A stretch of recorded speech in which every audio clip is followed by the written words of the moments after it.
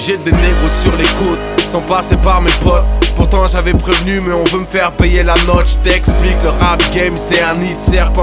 Et le problème c'est qu'il y a peu de gagnants mais beaucoup de perdants. Quand tu commences tes supporters sont du genre fervent. Mais un truc vient brouiller tout, évidemment c'est l'argent.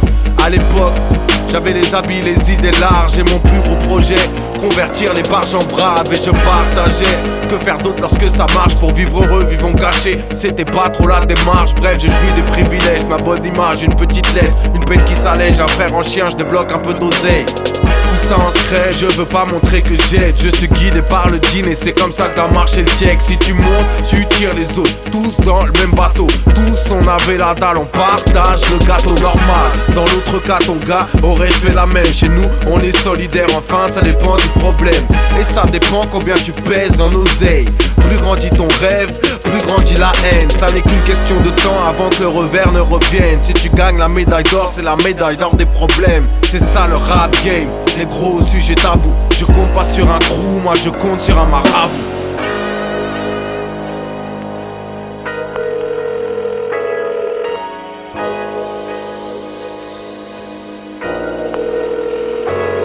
J'avais rendu un service, mais les frères ont du vice. Ils utilisent ton service pour te faire des sévices. Voulaient me faire des services volés depuis Yannick Noah. Car les négros croient que tu dois être noyé dans le genre A. Ça laisse des coups de fil de plus en plus pesants. Du genre faut rappeler tout de suite, c'est tout le temps urgent.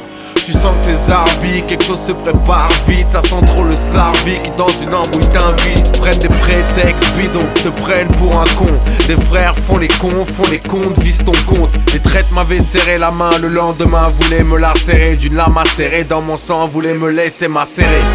Et les taux n'a fait que se resserrer. Jamais tu te dirais que des frères oseraient. Je te raconte la suite en direct du terre-terre, ouais en direct du traître.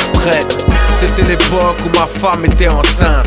Je venais de sortir mon album numéro 5. Un de ces genres de gars qui aurait pu être mon zinc a eu des vues sur moi et a impliqué les miens. S'est renseigné chez moi, je n'avais plus trop la cote. A vu que j'étais tout seul, que je n'avais plus trop de potes. A mis en place son plan, m'a demandé de l'argent, tout en me menaçant mais indirectement. Et moi dans le même temps, j'attendais mon enfant. Je préservais ma femme de peur qu'elle pète les plombs. Dos au mur, partagé entre balancer tout ou m'entourer d'un crew à qui je serais redevable. M'entourer de gros bras qui me macront plus tard. Je ne mérite pas ça, je suis dans une putain d'impasse.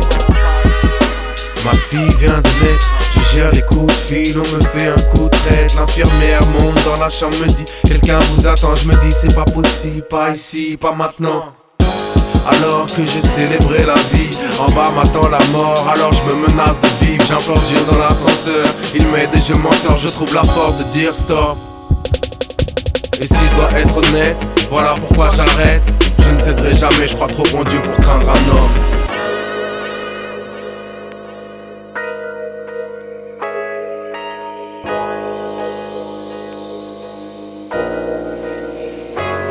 Je le savais qu'en bas ils me voyaient tous en haut. Je le savais qu'une fois en haut ils me verraient tous en bas. Pourtant je les regarde jamais trop, je m'inspire toujours du bas. Le rap c'est 20 milieux sous la mer, donc je rappe avec un tuba. Je savais que ce serait la merde parce que ça l'a toujours été. Je savais qu'après le rêve viendrait la réalité. Je me rappelle quand c'était vas-y, this is toi. Tu nous représentes maintenant c'est fort d'ici.